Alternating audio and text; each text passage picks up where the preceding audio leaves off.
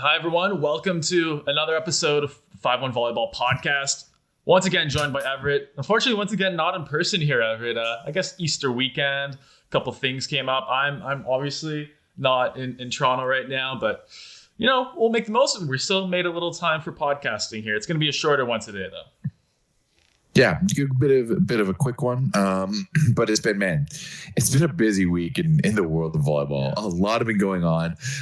We can't even get all of it today, so we're going to discuss a few topics.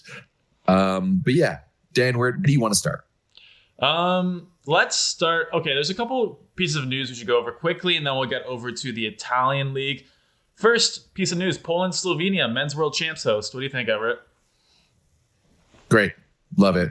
I mean, obviously Poland, they have the history. They can do it all. You talked about Slovenia, how they're hosting super finals. I can't remember if we were talking about them hosting world champs or it was VNL. It was VNL. We were talking about world champs. I think it was VNL. Yeah. Enough too, right? Exactly. And I mean, hey, obviously you hold Slovenia in high regard. I think they're a great volleyball country. They've shown it over the past decade with, three silver medals and a gold medal at the European Championship. Or sorry, three silver medals at the European Championship, right? So I think it's great. It should be good. I guess also to add, it looks like Ukraine will be taking Russia's spot in the World Championships as well, which is fitting for obvious reasons. But I mean, hey, Ukraine has got a very, very good team. You guys got guys like Yuri Glider, obviously Ole Plotnitsky. I think they're going to do well. But yeah, Poland, Slovenia, I think it's great. If anyone was going to be able to just step in last minute like that and host World Championship, it's definitely Poland. Yeah, I mean, they pretty much, I think, put an offer to host every single volleyball event like that's ever happened. I'm pretty sure. It's just a matter of when they get selected. They have the infrastructure. They know they're going to sell it pretty much every single game. They have the built-in fan base. But yeah, like I predicted, Slovenia hosting super finals, hosting a world champs. I think it's great. I think this Slovenian team, like we saw last year at VNL, could definitely still do some damage. Probably going to be pretty much the same lineup we've seen time and time again. Maybe one of the last runs with this group, I would say. So yeah, I'm happy for them, and I think it's going to go well. And I'm happy they found a host. Don't forget Dmitry Vietsky on the Ukrainian team. Like they've actually got some weapons. I'm excited for and also the other Semeniuk, if you remember. Yeah, you're right.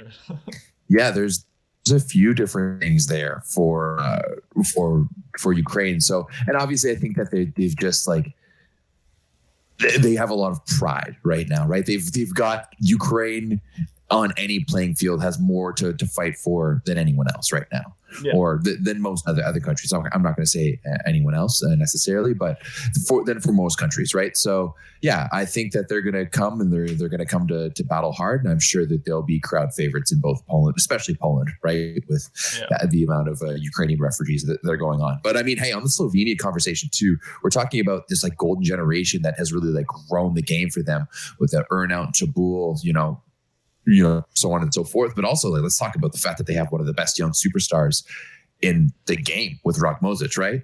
They've not only do they have that older generation, but they've got the support coming up through as well.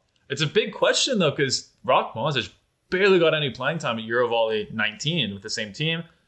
Another year of experience, obviously huge. Playing in Super League is huge, way more proven. But who do you knock? Do you knock off Earnout, or do you knock off Chabul off that starting lineup for him, or even put him at opposite instead of Tonček Stern, which actually it's a fair try as well.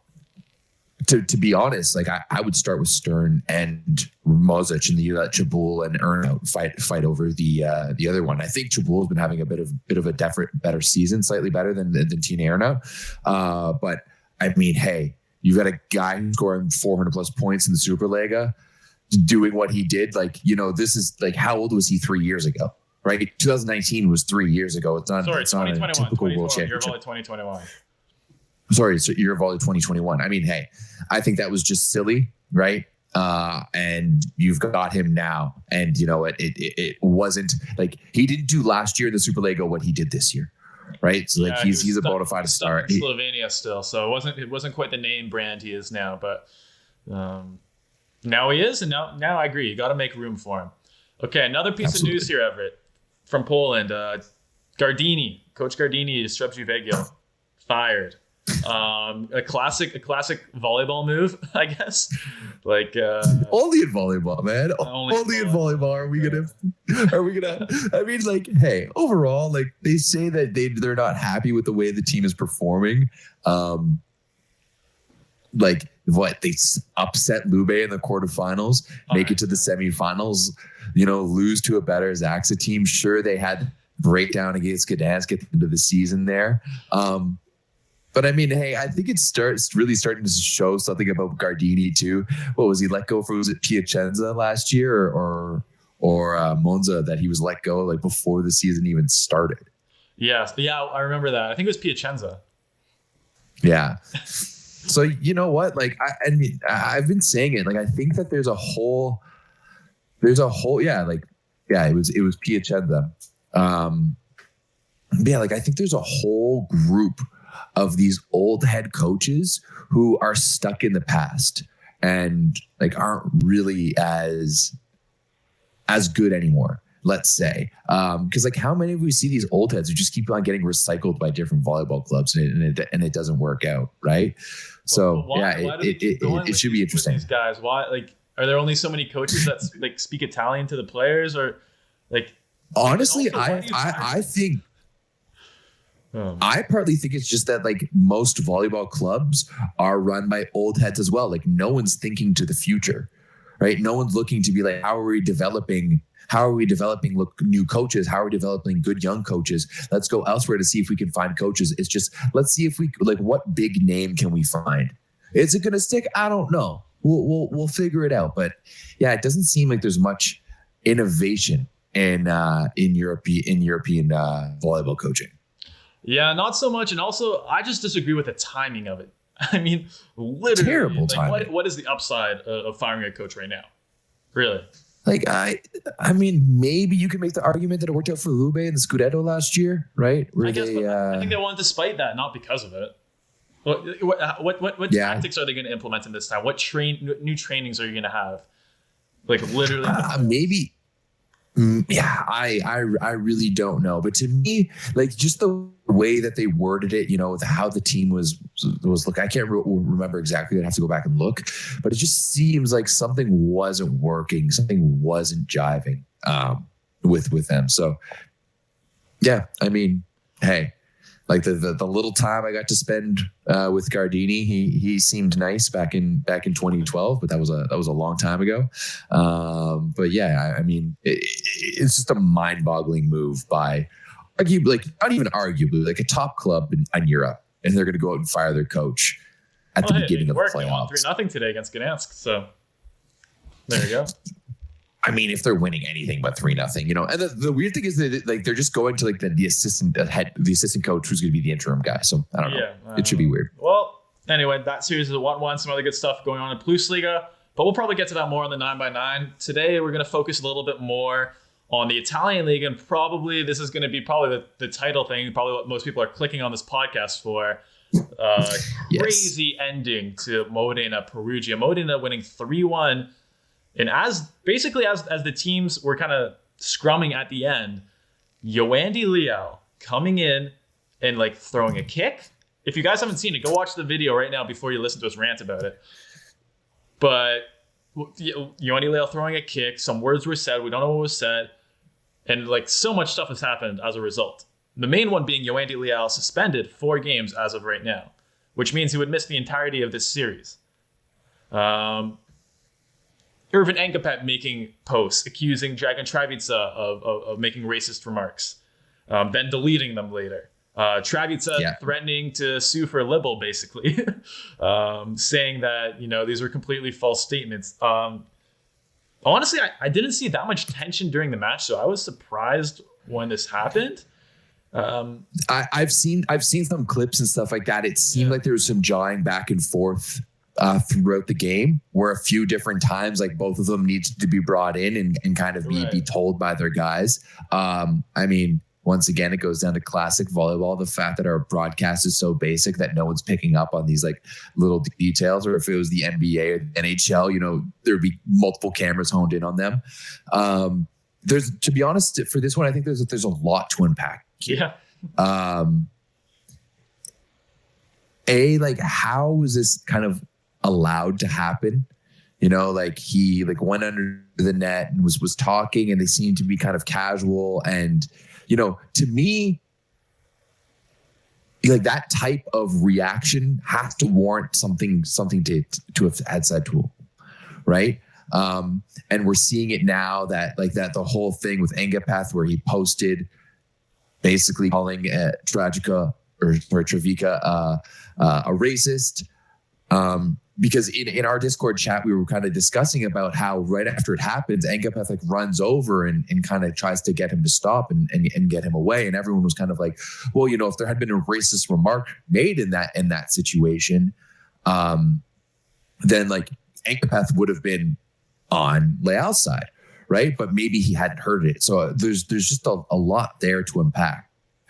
To me, also the whole reaction to it as well, like right away, a 4-game suspension, and what is it, a $380 fine or euro fine for Lube, Lube or Perugia, which is just absolutely insane. Like it's like a parking ticket, basically, like a speeding ticket. That's what we didn't mention earlier was the fans of Perugia throwing things at Leal, which was part of, I think, what prompted this response.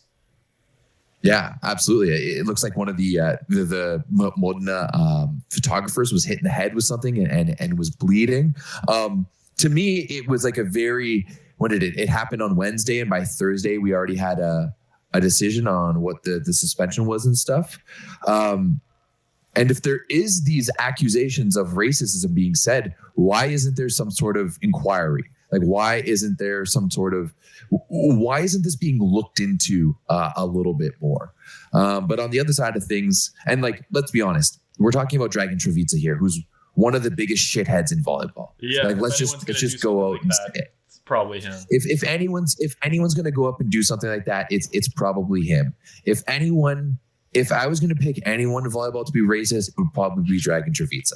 Like, he's just like, I don't want to accuse him, like, of anything when we don't know what happened, but yeah, you're not wrong. But yeah, it's just a weird situation overall. The fact that, like, I don't know, like if I was Modena, if I was any of the other guys, like I saw like Stankovic and guys like holding back, like go grab your boy, stop him, drag him to the dressing room, because now like Modena just shocked everyone, beats Perugia handily in the first match, right? They go absolutely off.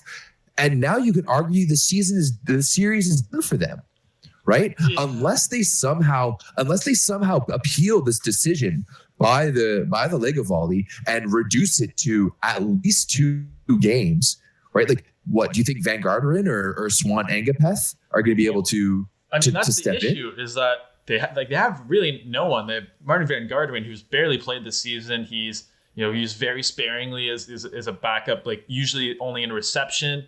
And think about it, Leal got like 35, 36 sets that game.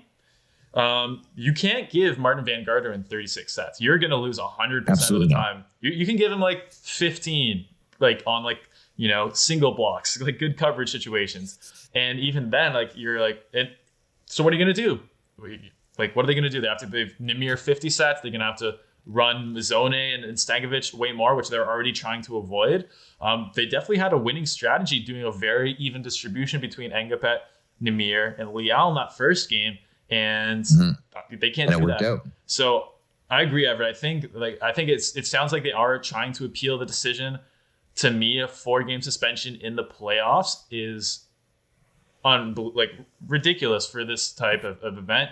If we see comparable things in the NBA, like we have Nikola Jokic shoving a guy from behind and causing him whiplash, and he lost 1 game in the regular season. Like I don't think Leal had any harm. I mean, I don't think did he even connect with anyone. It was it looked like he connected with.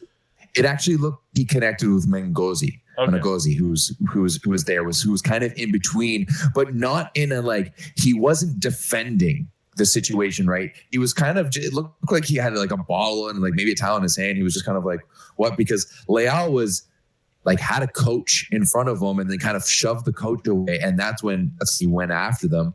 And yeah, like it didn't really land. No one got injured.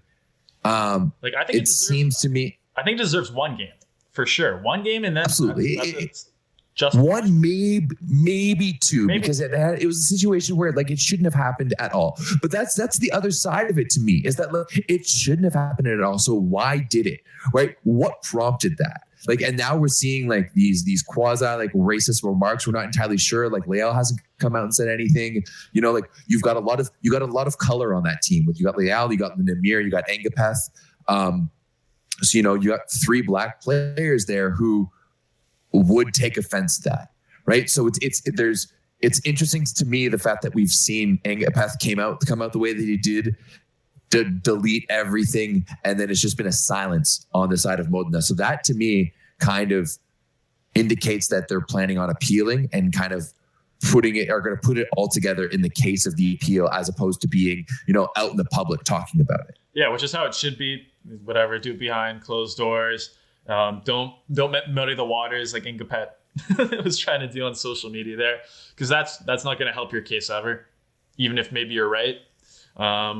Yeah, so I mean, yeah, like I agree. Definitely one game, maybe two. I hope it gets appealed, makes a more competitive series. Hopefully, players learn that and especially for me, because it was between players. Like if Leal was going at a fan, for example, I think that would warrant a longer suspension, like what was given. 100%. But given that it's between players and you know, we don't know what was said, no one was hurt. I don't know, but it just wraps it up for me that just like, this is what people call volleyball soft, you know? Not only that, like you give four games for like a kick that doesn't even land, that, you know, wasn't even a real kick. Then you find the other team for fans throwing stuff on the court and possible racist remarks, $380. Like, I'm sorry. Like I guarantee you the Perugia owner is just going to pay that in cash. And he like, you know, like Lega Volley comes up to him. He's like, it's going to be this fine. He's like, don't worry. He's $500. It's all good. Right. Like $380. And this is the best league that we have in our sport. It's just like literally fines in the OVA, the Ontario Volleyball Association, are more than that. Yeah, and I mean, they got to do a better job controlling the crowd, because I'm sure that was escalating before it happened. Anyway, bad situation, bad look all around. Hopefully, you know, we still have a competitive series, because I think this series has a ton of potential. We saw some great moments in that first game, and yeah, I think Modena going to be fired up for that second one, could still win it, especially given the way Perugia played. You know, we saw a lot of Ole Plotnicki there instead of Matt Anderson. That was kind of interesting. Anderson was bad. He was really bad. Up and down recently.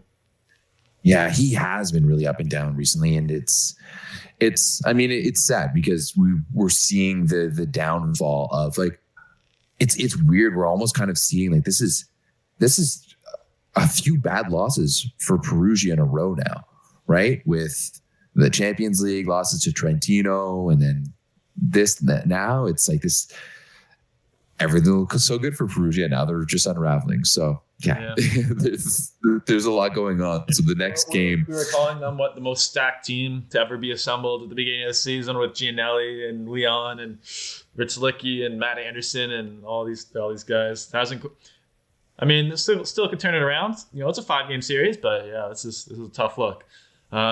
So game 2 happening on Sunday. I'm sure we'll talk about it on the 9x9 next week. How about the other one, Everett? Lube in Trentino. Another surprise. If I had told you at the beginning of the season that we might have a Trentino Modena final, right? Like that's what the series are at right now. After a 1-game series, that's where we'd be at. We'd have a Trentino Modena final. Would you have believed me?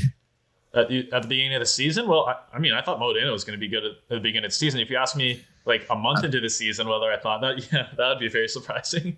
Fair enough. Yeah. It was a crazy one. I mean, at times it looked like in the second set, it looked like Lube was gonna level things up, right? Like they were well ahead. 18-13 and 19-15, I think. Yeah, for sure. It was just a huge breakdown from them. In the Pedrashin had that serving run, got an ace, forced a couple tough passes, and then the most frustrating thing for me, the most frustrating player, Jiri Kovar. Why was he subbed in at that exact moment? Like, I think 3 unforced attacking errors and a missed serve immediately when he came in for Yance. And it was bad. And he did the same thing in the third set as well, where he came in and immediately unforced attacking error, missed serve. Like, I don't understand. I don't understand. It was such a back and forth one, and like, for example, it was like in the third set, like Trentino was off running, and I mean they had just come from behind to win the second, and then they were up 8-3 or 8-3. Yeah, they're up 8-3 even. But then once we got to the end of the end, Lube was up 21-20, and it looked like they were going to be able to take it. But man, this Trentino team is just so even and so good. Like, Matej Kaczynski was lights out in this one, 14 for 24. Micheletto was all right, 8 for 20. But I mean, they still had hit 54% as a team. Yeah. Right. And they were very, very efficient. Only 5 errors compared to Lube's 10. Only 3 blocked 3 times compared to Lube's 6. And just right now, Trentino is just playing a full team game. They're playing every side of the ball so well. And we're seeing all of these other big teams, these big names who have some weaknesses, right? Like Yant was very average. Lucarelli was not great as well. Only 8 for 15. Like, you're giving Lucarelli only 15 attempts. Like, what's going on at Lube right now? Yeah, well, I mean, Checo was running around a lot. You could tell he was tired in a 3-set game. He was tired by the third set. I think that was tough for him. Zaitsev, again, also made a lot of unforced attacking errors. I don't know with this Lube team. And like you said, I think the blocking difference between these two teams is massive. Huge. Lube, we haven't talked about this that much, I think, but really not the strongest blocking team this year. And I think that gave them trouble in the Champions League as well. I think Robert Landy Simon, I think he's still incredible attacker, incredible server, but I think he's been a bit slower in the block this year. You could see even commit blocks against Pedrashin and Liznach, he wasn't really getting much. And Lube was throwing up way more single blocks this game than Trentino was, where you have Liznach and Pedrashin flying side to side, setting up some really nice seals, really nice blocks. And, that forced Lube, they were trying to go off hands, but they weren't connecting. They were getting a lot of continuations. And then Trentino, even if it took them 4 or 5 times, they were converting a lot of those longer rallies. So, yeah, kudos to them. And I'm seeing the same thing from Trentino as against Lube and against Perugia. And if you think about Trentino's past few weeks, like the teams that they've had to play with, Piacenza and Perugia, and now Lube, like they're just going through the gauntlet. And they're looking so good. They find so much success in initiating rallies. They're not a side-out dependent team. And I'd love to see that their side-out percentage, because I'm pretty sure it's pretty low. But they do a really, really good job at initiating rallies. And they have a really, really good block defense relationship. They always seem to be a step ahead of the play. They know exactly what's going to be happening. It looks like they're scouting other teams impeccably because they know exactly what's happening in out of system situations. That's what that to me is where they're winning games. They're forcing other teams to be out of system, and then they're playing fantastic defense. This is why we're seeing the block numbers against them. Like only 6 in this, but it was only a 3 match. So you're averaging 2 blocks a set, which isn't bad at all, right? I would love to see the dig numbers for them because they're making plays in the back row and then they're transitioning it. That's the advantage of having that 3 outside system with Micheletto, Kaczynski, and Lavia. And I mean, hey, we even saw Cavuto get in there a couple times as well too. But they're just so dynamic, and it's so weird to say, but they're the most complete roster of any of the Superliga teams. Like with the monsters that they have in the middle, the options that they have on the outside, Spertoli is just doing a really good job of keeping everyone even and everyone engaged. Like It's crazy to me to watch this Trentino team right now.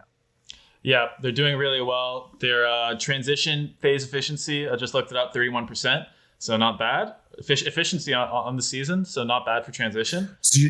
So their transition efficiency is like just below other teams, like side out efficiency. Well, side out, I would say side out 40 to 45% efficiency usually. First ball. Yeah, but that's what, okay. Yeah, but a bad team's side out efficiency, let's say. Yeah, sure, okay. No, it's still really impressive, and yeah, the dig numbers are crazy. Spertoli's like, and also they control their digs quite well, which I think is something like they do. Lube was getting a lot of digs, but then DeCheco was having to run position 5 to try and do like a crazy kneeling back set or something like that. Whereas Trentino was getting it up around the middle of the court, and then you have two solid options at either side of the wing. So that's a way better side or transition play than what Lube was getting up. And yeah, Trentino looking pretty good here. Dan, you're an NBA fan like I am. Right now in the NBA, I think we're seeing that transition from the old guard to the new guard, right? LeBron doesn't make the playoffs. Russ Book's struggling. Harden isn't what he used to be. These players that we've grown to love over the past, 10, 15 years aren't what they used to be. Now we're seeing the Jokic's, the Embiid's, the Giannis's going off. Are we seeing the same thing in volleyball, right? Because you've got these teams with the Modnas who have struggled this year, Perugia who are struggling right now, Lube who are struggling right now, and they're filled with the best players in volleyball, right? The players who have like punctuated this sport over the past 10, 15 years. And yet arguably the best team in all of volleyball right now is a team with 3 youngsters, who are led by a bunch of youngsters and one old head. Like, are we seeing the new age, like that new generation of volleyball starting to take over and starting to control it? I think so, definitely to a certain extent. I mean, you see in the women's game as well how many of the best players are very young and how they play a little differently than the players before them. I think sports are always cyclical like that. I mean, you always have old generation coming to the new generation. I do think we have a lot of, I guess, stars that are close to the end of their prime, if not already on the decline. So we're definitely going to see a lot of new, fresh faces coming up soon. Definitely, but another guy who would have helped a lot this game, another guy at the end of his prime, no Monterrey still in this one. So I mean for me this game the dynamic would have been completely different, especially because you wouldn't have to go Yance and Kovar if you had Monterrey there on Wednesday or Thursday. Is that who Kovar was coming in for Lucarelli, eh? Because Yant overall coming in for Yant. But I'm saying they didn't have Juan Torena, so they probably would have Lucarelli, Juan Torena. Yeah, you're not wrong. I mean, yeah, obviously you can make that argument, but hey, when's the last time we saw Juan Torena play? Like last season? No, right. We saw him a little bit at the Champions League. Yeah, but actually play. Okay. That's like he's played, but he's kind of like hobbling out there. Like he's not back to what he was. He had a couple of nice matches, unless I'm mistaken. I don't think he started any matches. I think he came in off the bench, and even if he did, I don't think he stayed in the entire time. I don't think he's played an entire match since his injury. Well, Juan Torena had 11 points and 13 points against Monza.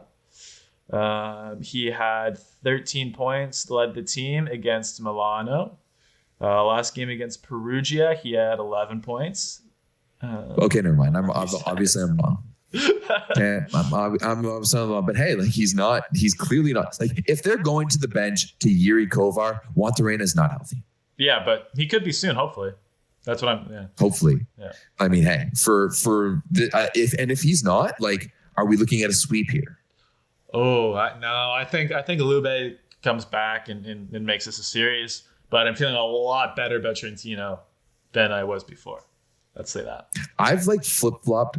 For some reason, I just kept on Trentino to fail this year. Overall, I think, Lube can get back in this series for sure. It's not over yet, especially if Juan Torena comes back, but I'm feeling a lot better about Trentino than I was before. What about you, Everett? Yeah, no, I'm feeling really good about Trentino. I love watching play. I love the way that they play. Yeah, it's just fun overall. They play like a team any day. Like it could be Kaczynski, it could be Lavia, it could be obviously Micheletto, and then both down the middle. Like I found Podraskinen had a really, really good game in this one. He went 8 for 9 with a block, and the block was a big solo block down the middle. So yeah, like you know what? Like my team to win right now is like in my power rankings, Trentino's number 1. Wow, bold. Like how could they not be? To argue against it though. How could they not be? Like they just beat Perugia in a 2-game series. They just beat Lube, right? They're in the Champions final. They still have a chance. Like they're leading their Scudetto semifinal. Like how could they not be the best team in the world right now? Fair enough. So, in contrast to the best team in the world, Everett, yes, we're going to talk about our most disappointing teams of the season. You can have a few, you can have one. We'll do it any which way. You can start us off with your most disappointing teams. I have teams from a few different countries. Okay, I like it. I thought about this one. We're going to start in Italy. I think we all know where we're going to go with this. It has to be Vibo Valencia, a team that was 5th place last year, 4th place last year, actually in the regular season. They went out and had a monster offseason. They pick up 3 Brazilians and Yuji Nishida, and then everything just fell apart. Clearly, they were just, this is once again, we had that conversation earlier about old heads in volleyball who don't really know what's going on. They're not following things. They just go for big names, right? It's a very much a European soccer style of doing things, right? Let's not look at the analytics. Let's not watch these players and see how they play and how they're going to be able to work together. Are they going to be able to jive with our setter? Are they going to be able to work together as a team? No, let's just, these are all big names. They're all good players. Let's just jumble them together and it's bound to taste good. That type of salad situation. And yeah, Vibo was just bad. So we've talked about it so much this year. I don't think we really need to go into it too much. Now, moving over to Poland, hands down, my most disappointing team has to be Vorwa. A Champions League team this year that ended up finding themselves on the outside of the playoffs. How? This is a team that was pretty talented on paper, coached by Andrea Anastasi. They've got a big budget. What's happening? Why aren't you making the playoffs? So that's number 2.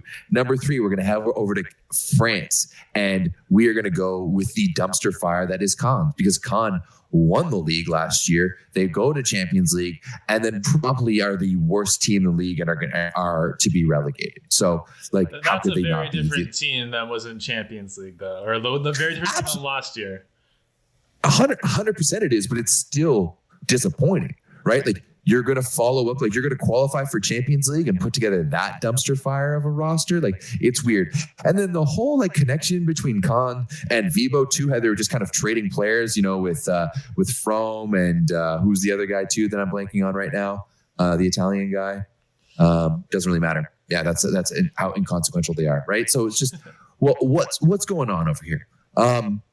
Now we're going to head over to Germany now, and this one is going to be a little bit different and maybe a little controversial, but one of my most disappointing teams in Germany is going to be Friedrichshafen.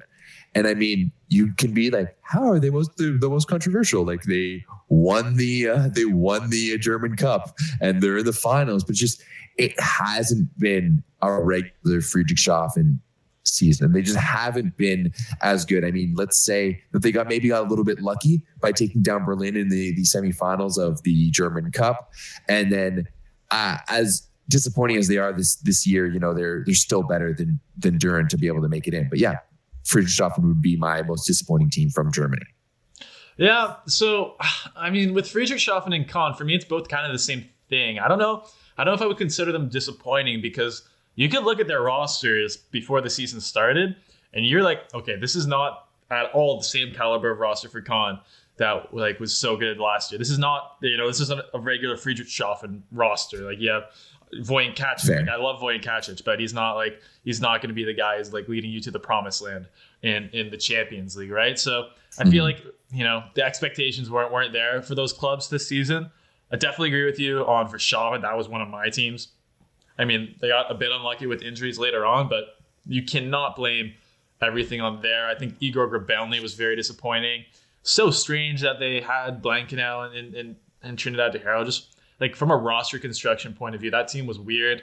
A lot of positional battles didn't make sense to me. Italy, Vibo disappointing. For me, another disappointing team was Piacenza. I thought they were really going to compete like with the top dogs this year. I thought they were going to, 15 and 9. Like they're going to win a lot of games. Ended up going 12-12 with some stinkers in there, losing some bad teams. You had Antoine Broussard, you had Addis Legumzija, you had Aaron Russell, you had all these fantastic players. And, I felt like they just performed below expectations almost consistently.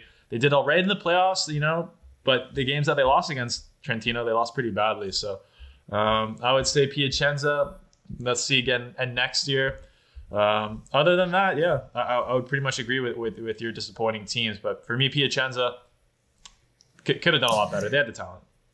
Is Piacenza also struggling from stooge coach-itis, right? Yeah, because like sure, you can make the argument that they had some issues with keeping Legumzija healthy, right? And that's a big one, especially the way that he started the season. Like he looked like he was going to be so hot. It was a lot like last year when he was with Monza, started the season hot, then got into injury trouble and kind of tapered off. So, I mean, on a side note, that's going to be another thing that we'll be able to watch with Addis Legumzija, because when he's healthy, he could be legitimately one of the best in the world, right?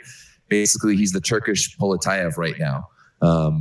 Just to jumble him in with the rest of the opposites in the world. But then on the other side, like with Bernardi, you had this embarrassment of riches really with your outside group, with Aaron Russell and Ricine and Rassad and even Oleganov. Like all four of those guys could have been interchangeable, but he didn't do anything with him. He didn't try anything new. He didn't try anything out. Like we didn't get to see Aaron Russell until game 2 of the playoffs, and he had a fantastic game, but then just obviously wasn't ready, like didn't have the stamina in him and didn't have it in him to be able to play back-to-back games like that.